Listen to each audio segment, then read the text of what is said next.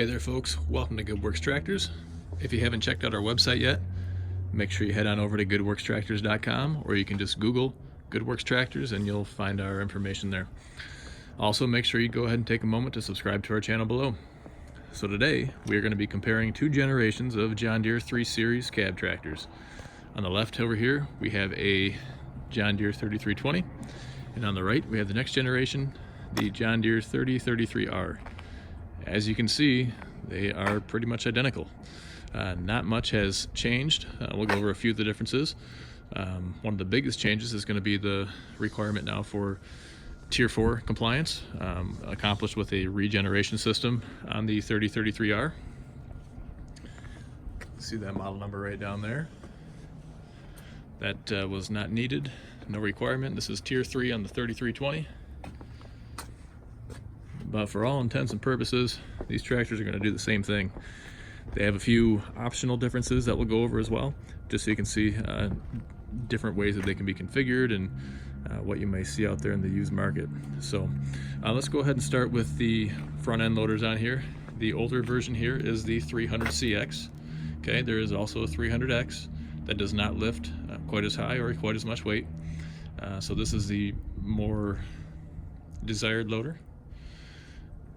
The identical loader to that, just rebranded essentially, is the H165. Same specs, same capacities, and everything else. So it's the same loader, just with a different sticker on it. You will see the H160, which is what replaced the the 300X.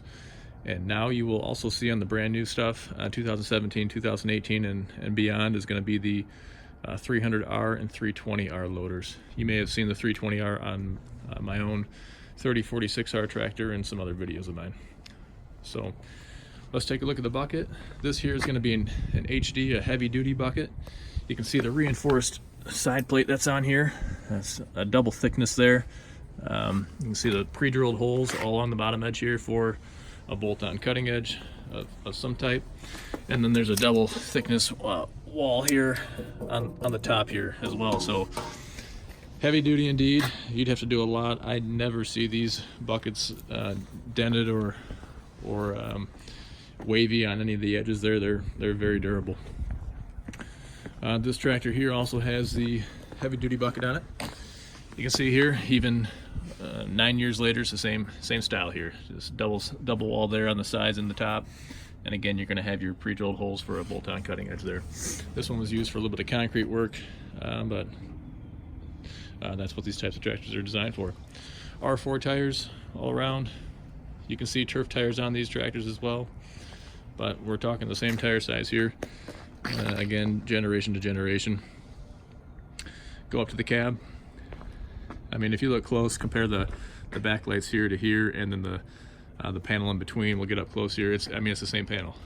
So nothing has changed here. Take a look at the hardware here on the back windows, configuration of it all. It's the same, so generation to generation, you're not getting anything different from one to the other, and frankly, I don't know how they would improve upon it. It's a very good design. Here's a fuel fill. You can see kitty corner over there, same thing. They've changed the color of the fuel cap. Okay. So the same thing with the 3-point. It's green now instead of black, but you're still going to have your telescoping links on the bottom down here. This is again 2005. Then here we are a generation later, 2015, and still today in 2018 as well. Down there, this one does have an optional rear remote. Okay, that's not a standard feature, but that's where it would go. And this kind of ties into one of the changes. Is going to be, you see the joystick there. I'll open this door here, but you can see here you have an integrated thumb control. Take a look at that there. Okay, so you can, well, my thumb's not in the right position now, but imagine my thumb could reach over. It could push this button up or down, either way, to control a third function. Say you had ran some hoses back, you had a grapple on front, you could open and close the grapple with these buttons. If you have a 3-point snowblower on the back, you could rotate the chute left to right with that, which you can see me do that in one of my other videos with the 3046R, rotating the chute of a snowblower. So it is a electro-hydraulic valve, so this sends a signal essentially to the valve to hydraulically make it work, make it function. So the joystick over here is an older design. Okay, so this is just a knob here. On a third function on here, for instance, it would utilize one of these extra slots, like this slot right over here. You'd have a lever a little bit smaller than this, but it would look similar to this, that would control that third function. So if you wanted to rotate your chute, snow blower left or right, or if you want to open and close a grapple, you're using it with your hand over here. Now you can get aftermarket kits that will kind of give you a little button here to zip tie to your joystick here, and you can still use a thumb control with a couple of buttons. So anyway, might as well move on to the inside since we're here. But you're gonna see, I mean, this layout here is the same. Over here is going to be a little bit of a tweak. You'll see in this area right here, they've redesigned that to make some of the additional features more accessible, including cruise control, load match, motion match, speed match. So we'll go over and check that out. But up here on the main dash, I mean, this gauge cluster is going to be the same. They've changed the styling a little bit of the handles here, which is getting nitpicky, but just want to point it out. But you know, foot controls, you know, for your forward and reverse are the same. Foot brake over here still. This machine does not have a radio, but that would be found up over here if it was in this machine. But still have your air conditioning and heat controls over there, a lot of vents, a little mirror right there on the inside, which is nice. A lot of the Kubotas have the external mirrors, which are good as well, but they can get hit on things if you're going through the woods, and if they need to be adjusted, it's a pain. So have your forward facing work lights right here mounted up nice and high, which is really nice. Okay, there's the antenna you can see up there for the radio. This one is outfitted with it, but see the front end here, a few cobwebs. Let me get those off. But same work lights up there. And we'll open the driver's side door here. So there we are, same floor mat. It was clean until I stepped in it. Got your foot brake down there still, foot controls. Again, you can see the slight adjustment, change to the design of the knobs there, but the dash is still the same with the gauge cluster. And here's what I'm talking about. Let me step up in here as far as our controls go. So still have your PTO right here, but you have all your cutouts kind of step down here for different switches, you know, for lights.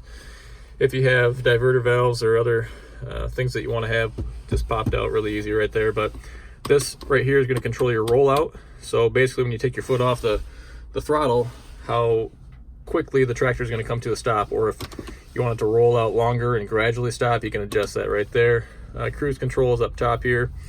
Auto throttle right here, basically you push that button, and the harder you push your foot pedal, you'll hear the engine rev up more. Okay, if you want to turn that off, basically you're just going to control the engine throttle with your throttle level right here. But if you had it down here and you engaged this auto throttle button, you could leave this lever at idle just like this, and then the harder you push the foot pedal, the more the engine's going to rev up. You'd see it rev up right on there. Okay, so motion match here, and then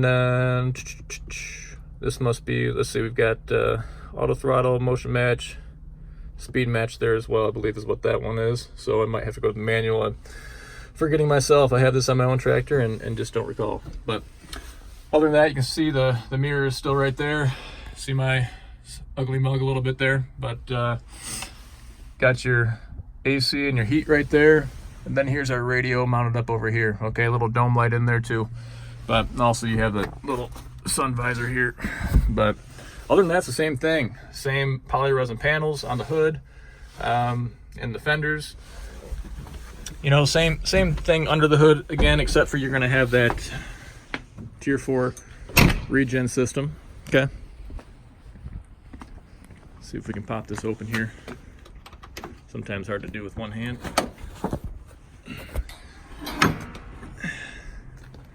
Show you the regen system over here.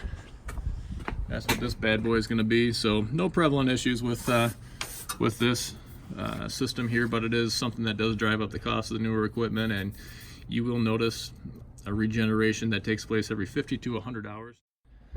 So there you have it, the comparison between the 3320, or you might hear it referenced as the 3X20 generation. That includes the 3120, the 3320, 3520, and 3720 variants, and that's going to be versus the 3R series. What you see here is the 3033R, but that also includes the 3039R and the 3046R. So Hope that gives you an idea of what these tractors are all about here. Very nice tractors. Again, these are factory cabs. They're the only cabs that are going to have air conditioning and heat. You'll see a lot of aftermarket cabs that do come equipped with heat, but if you want to have air conditioning, you have to look for a factory cab. So nice machines to have. Very handy in the summer and the winter. Also, one other point of reference here, these are 8-foot doors that I have, and these do fit inside 8-foot doors, so keep that in mind. But thanks again for watching. If you haven't checked it out yet, visit goodworkstractors.com and go ahead and subscribe below. Have a great day.